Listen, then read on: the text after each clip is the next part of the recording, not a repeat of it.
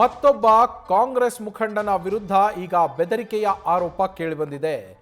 ಚಿಕ್ಕಬಳ್ಳಾಪುರದಲ್ಲಿ ಕಾಂಗ್ರೆಸ್ ಮುಖಂಡ ರಾಜೀವ್ ಗೌಡ್ರು ಶಿಡ್ಲಘಟ್ಟದಲ್ಲಿ ಬೆದರಿಕೆ ಹಾಕಿದ್ರು ಮಹಿಳಾ ಅಧಿಕಾರಿಗೆ. ಅದರ ಬೆನ್ನಲ್ಲೇ ಈಗ ಮತ್ತೊಬ್ಬ ಕಾಂಗ್ರೆಸ್ ಮುಖಂಡನ ವಿರುದ್ಧ ಬೆದರಿಕೆ ಆರೋಪ ಕೇಳಿಬರ್ತಾ ಇದೆ. ಇದು ಸಿದ್ದರಾಮಯ್ಯನವರು ಅವರ ತವರೂರು, ಸಿಎಂ ಸಿದ್ದರಾಮಯ್ಯನವರ ತವರು ಕ್ಷೇತ್ರ ವರುಣಾದ ಕ್ಷೇತ್ರದಲ್ಲಿ ನಡೆದಿರುವಂಥದ್ದು. ಜಾಗದ ವಿಚಾರಕ್ಕೆ ಬೆದರಿಕೆ ಹಾಕಿದ್ದಾರೆ ಅಂತ ಆರೋಪ ಕೇಳಿಬರ್ತಾ ಇದೆ. ನನಗೆ ಸಿದ್ದರಾಮಯ್ಯನವರು ಗೊತ್ತು, ಯತೀಂದ್ರ ಅವರು ಗೊತ್ತು ಅಂತ ಹೇಳಿಬಿಟ್ಟು ಬೆದರಿಕೆಯನ್ನು ಹಾಕಿದ್ದಾರೆ.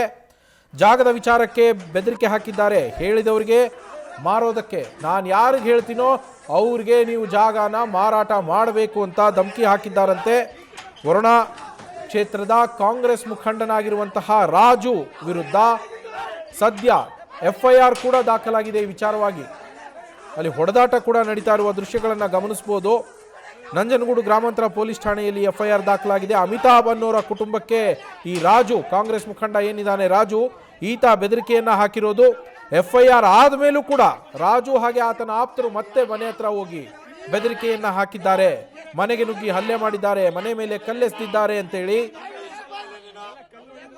ಅಮಿತಾಬ್ ಕುಟುಂಬದವರು ಆರೋಪವನ್ನ ಮಾಡ್ತಾ ಇದ್ದಾರೆ. ಈ ಘಟನೆಯ ಬಗ್ಗೆ ನಾವು ತಹಶೀಲ್ದಾರ್ ಹಾಗೆ SP ಅವರ ಗಮನಕ್ಕೂ ಕೂಡ ತೆಗೆದುಕೊಂಡು ಬಂದಿದ್ದೀವಿ.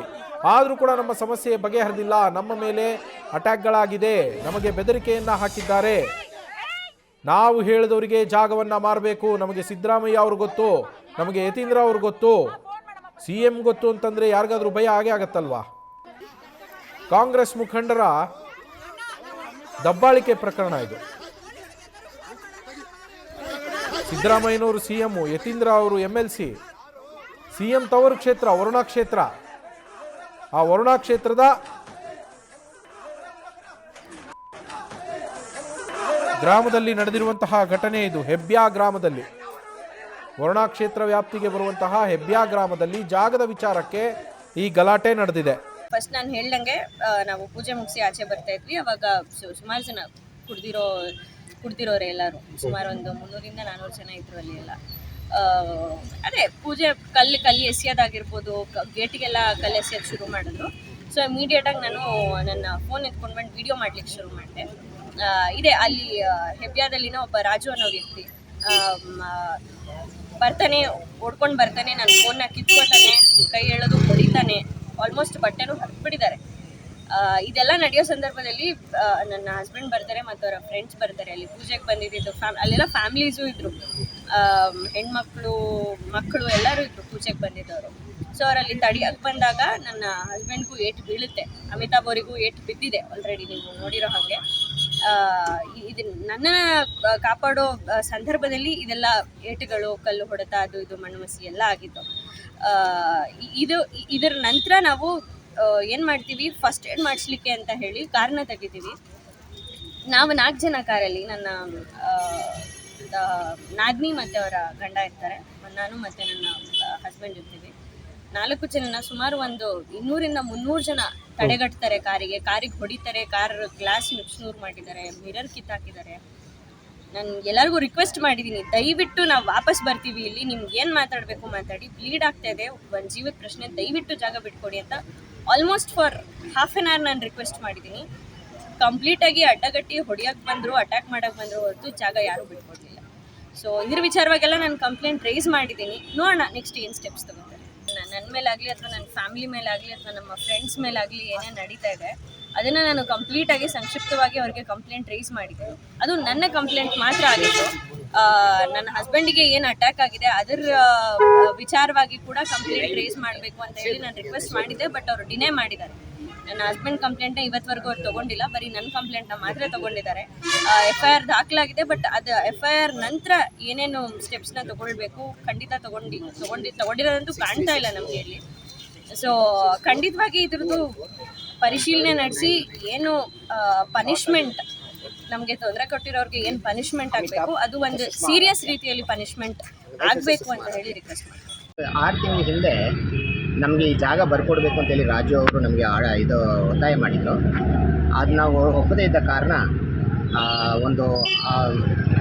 ಸುಮಾರು 4-5 ಜನ ನಮ್ಮ ಕಾರ್ನ ಅಟ್ಯಾಕ್ ಮಾಡಿ ವಯಸ್ಸನ್ನ ಕಿಡ್ನಾಪ್ ಮಾಡ್ತೀವಿ ಎದುರಿಸಿದ್ರು. ಅದನ್ನ ನಾವು ಪೊಲೀಸ್ ಕಂಪ್ಲೇಂಟ್ ಕೊಟ್ಟು ಪೊಲೀಸವ್ರು ಯಾವುದೇ ರೀತಿ ನಮಗೆ ಮೇಲೆ ಆ್ಯಕ್ಷನ್ಸ್ ತರೋದು ಹೋಗಿಲ್ಲ. ಅದ್ರ ಮೇಲೆ ಆಮೇಲೆ ಮತ್ತೆ ಅವರು 3 ಡೇಸ್ ಬ್ಯಾಕ್ ನೀವು ನಮ್ಮ ಜಾಗವನ್ನು ನೀವು ವಾಪಸ್ ಬರ್ಕೊಟ್ಟಿಲ್ಲ ಅಂತಂದರೆ ನಿಮ್ಮ ಮನೇಲಿರೋರನ್ನೆಲ್ಲ ನಾವು ಕೊಡ್ತೀವಿ ಅಂತೇಳಿ ನಮಗೆ ಎದುರಿಸಿದ್ರು.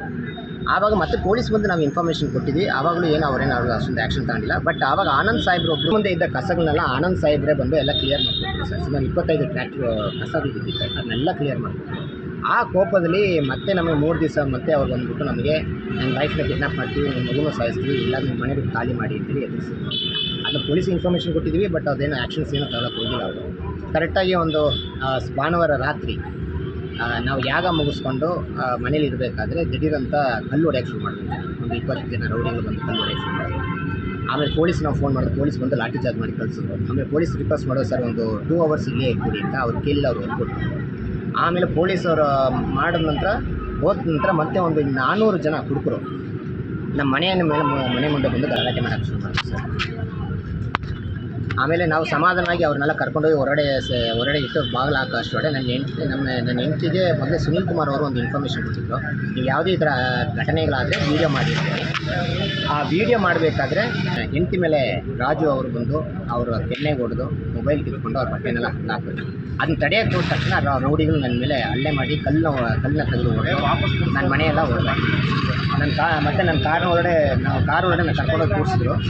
ಕಾರ್ ಒಳಗಡೆ ಕೂರಿಸಿದ ತಕ್ಷಣ ರೌಡಿಗಳೆಲ್ಲ ಬಂದು ಕಾರ್ನೆಲ್ಲ ಹೊಡೆದಾಕಿ 1.5 ಗಂಟೆ ಟೈಮ್ ನಾವು ಕಂಟಿನ್ಯೂ ಪೊಲೀಸ್ಗೆ ಕಾಲ್ ಮಾಡ್ತೀವಿ, ಯಾರು ಬಂದಿಲ್ಲ ಪೊಲೀಸರು. ನನ್ನ ಬ್ಲೀಡಿಂಗ್ ಆಗ್ತಾಯಿದೆ, ನೀನು ಸಾಯೋದು ನೋಡ್ಬೇಕು ಅಂತ ನಾನು ನಿಂತ್ಕೊಂಡಿರ್ತೀನಿ. ಪೊಲೀಸ್ ಯಾರು ಬಂತು, ರಾಜ್ಯ ಬಂದರೂ ಪೊಲೀಸ್ ಬರಬಾರ್ದು ಅಂತೇಳಿ ಫೋನ್ ಮಾಡ್ತಾಯಿದ್ದು ನಾವು ನೋಡಿದ್ವಿ. ಆಮೇಲೆ ಹರ್ಷವರ್ಧನ್ ಸಾಹೇಬರು ಈ ವಿಚಾರ ತಿಳಿದ ತಕ್ಷಣ XMLA ಹರ್ಷವರ್ಧನ್ ಸಾಹೇಬರು ಪೊಲೀಸರು ಹೋಗಿದ ತಕ್ಷಣ ಆಮೇಲೆ ಪೊಲೀಸರು ಆಮೇಲೆ ನಾವು ಹಾಸ್ಪಿಟ್ಲ್ಗೆ ಅಡ್ಮಿಟ್ ಆಗಿದ್ದು. ಈ ಕಾರ್ನ ಇವಾಗ ಇಲ್ಲಿ ನಿಲ್ಲಿಸಿದ್ದೀನಿ, ನಮ್ಮ ಕಾರಲ್ಲಿ ಹೊಡೆದಿದ್ದಾರೆ, ಕಾರ್ನಲ್ಲಿ ನಿಲ್ಲಿಸಿದ್ದೀನಿ. ಇವಾಗಲೂ ಕೂಡ ಅವ್ರನ್ನ ಯಾರನ್ನೂ ಅರೆಸ್ಟ್ ಮಾಡಿಲ್ಲ ಪೊಲೀಸ್ ಸರ್. ಅದು ರಾಜುನೇ ಕೇಳಬೇಕು ಸರ್. ಅವನು CM ನನ್ನ ಬೆಂಬಲ ಇದ್ದಾನೆ ಅಂತ ಹೇಳಿದ್ರೆ ಅವ್ರು CM ಅವರು ಆಗ್ತಾವೆ. ಸೊ CMನ ಯಾವುದೇ ಸರ್ ಒಂದೇನಂತಾರೆ, ಬೇಸಿಕಲಿ ಪೊಲೀಸಿಂದ ಹಿಡಿದು ತಹಸೀಲ್ದಾರಿಂದ ಹಿಡಿದು ಒಬ್ಬ ನಾರ್ಮಲ್ ಮನುಷ್ಯನ ಮಾತು ಕೇಳ್ತಾನೆ, ಹಿಂದೆ ಯಾರಾದ್ರು ಒಬ್ರು ಇರಲೇಬೇಕಲ್ಲ. ನಾನು ಮಾನ್ಯ ಮುಖ್ಯಮಂತ್ರಿಗಳು ಕೇಳ್ತಾನೆ, ನೀವು ಹಿಂದೆ ಇದೀರಾ ಇಲ್ವಾ ನನಗೆ ಬೇಕಾಗಿಲ್ಲ. ಯಾವುದು ಕಾನೂನು ಏನಿದೆಯೋ ಕೋರ್ಟಿಗೆ ನಾವು ರೆಸ್ಪೆಕ್ಟ್ ಕೊಡಬೇಕಲ್ಲ. ಒಂದು ಹೆಣ್ಮಗಳಿಗೆ ನಾವು ರೆಸ್ಪೆಕ್ಟ್ ಕೊಡಬೇಕು. ನಿಮ್ಮ ಕ್ಷೇತ್ರದಲ್ಲೇ ಒಂದು ಹೆಣ್ಮಗುವೆ ನೀವು ರೆಸ್ಪೆಕ್ಟ್, ನೀವು ಈ ಥರ ದಾಳಿ ಮಾಡಬೇಕು, ನಿಮ್ಮ ಇಂಟೆಲಿಜೆನ್ಸ್ ಏನು ಮಾಡ್ತಾಯಿದ್ದೀವಿ ಸರ್ ಕೊಡಬೇಕು. 264/300 ಅಡಿ, ಜಂಜನ್ ನಂಬರ್ 302, ಆಸ್ತಿ ನಂಬರ್ 297. ಇವಾಗ ಅದು ID ನಂಬರ್ ಇದೆ, ಯಾವುದು 11 ID ನಂಬರು ಕೂಡ ಇದೆ. ನಂಬರ್ ಮಾಡ್ಬಿಟ್ಟೇನೆ, ನಾನು ತೋರಿಸ್ಬೋದು ಅದನ್ನು. ಬಟ್ ಆ ಪ್ರಾಪರ್ಟಿನ ನಾವು ಯಾರು ಹೇಳ್ತೀವೋ ಅದನ್ನ ಬರ್ಕೊಡ್ಬೇಕು ಅನ್ನೋ ಒಂದೇ ಒಂದು ಹಠಕ್ಕೋಸ್ಕರ ಈ ಗಾಡಿ. ನಮ್ಮ ಮೈಸೂರು ಪ್ರತಿನಿಧಿ ರವಿ ಪಾಂಡವಪುರ ಫೋನ್ ಸಂಪರ್ಕದಲ್ಲಿದ್ದಾರೆ. ರವಿ, CM ಅವರ ತವರು ಕ್ಷೇತ್ರ ವರುಣಾ ಕ್ಷೇತ್ರದ ಹೆಬ್ಬ್ಯಾ ಗ್ರಾಮದಲ್ಲಿ ನಡೆದಿರುವಂತಹ ಘಟನೆ, ಅದೇ ಊರಿನವರಂತೆ ಈ ಆರೋಪಿ ಏನಿದ್ದಾರೆ ಕಾಂಗ್ರೆಸ್ನ ಮುಖಂಡ ರಾಜು ಅವರು. ಆದರೆ ಪೊಲೀಸರು ಕ್ರಮ ಕೈಗೊಳ್ಳೋದಕ್ಕೂ ಕೂಡ ಹಿಂದೇಟಾಕುವಷ್ಟು ಪ್ರಭಾವಿನ ಈ ವ್ಯಕ್ತಿ, ಅಥವಾ ಇವರು ಕೇವಲ ಫೋಟೋದಲ್ಲಷ್ಟೇ ಅವ್ರ ಜೊತೆಗಿರೋದ, ನಿಜವಾಗ್ಲೂ CM ಅವರ ಹೆಸರು ಹೇಳ್ಕೊಂಡೇ ಧಮಕಿ ಹಾಕಿ CM ಅವ್ರಿಗೆ ಮತ್ತೆ ಯತೀಂದ್ರ ಅವ್ರಿಗೆ ಪರಿಚಯ ಇದೆ ಅಂತ ಹೇಳ್ಕೊಂಡು ಏನು ಧಮಕಿ ಹಾಕ್ತಾ ಇದ್ದಾರೆ, ಅವರಿಗೆ ತುಂಬಾ ಆಪ್ತರು ಕೂಡ ಹೌದಾ ಇವರು?